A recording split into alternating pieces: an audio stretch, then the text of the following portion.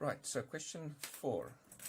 Suppose we've got the monoenergetic X-ray beam. See again, monoenergetic X-ray beam, now referred to X-ray beam, still a photon beam like the previous problems, just specific associated frequency range. Generates the following transmitted intensity versus absorber thickness. That's what that looks like. Yeah, initially there's a lot, and as you make the absorber thicker, it tapers off. All right. It's transmission percentage though, so that means that what's written here is transmission percentage. So this would be the intensity over the initial intensity. In other words, well, times 100%. Okay. So if, yeah, so this is the percentage that's left, the percentage that is transmitted versus thickness. Okay, so technically it's I over I0 that is plotted here, denoted in percentage.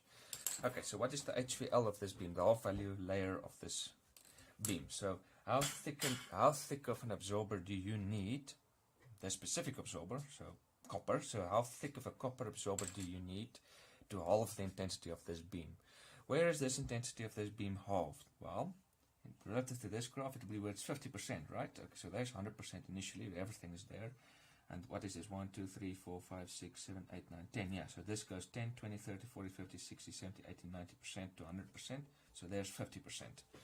Right, so there, at 50%, let's just read 50%.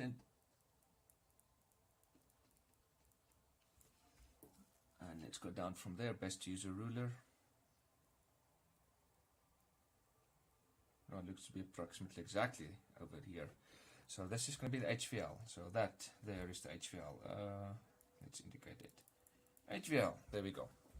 How thick is that? That looks to be exactly on that line, and that's 1 millimeter. So that is going to be 3/4 of a millimeter, 0.75 millimeter. So I think we're pretty confident in using two significant figures for that, 0.75 millimeters. So we just straight read it off.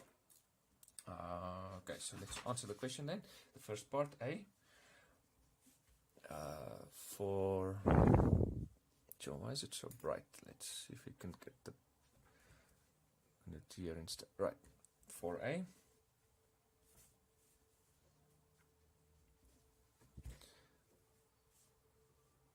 Oh, I see. Okay.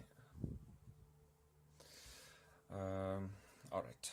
So 4A is just we read it off as 0.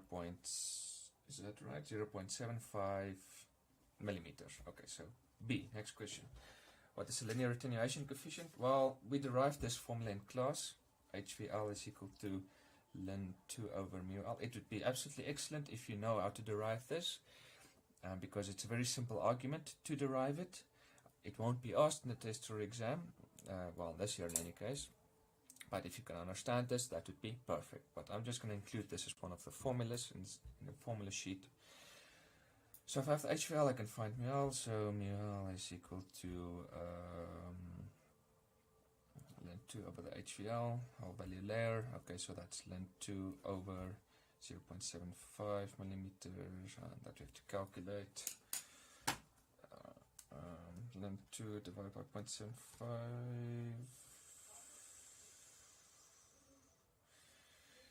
Yeah, that seems more or less correct. Yeah, okay.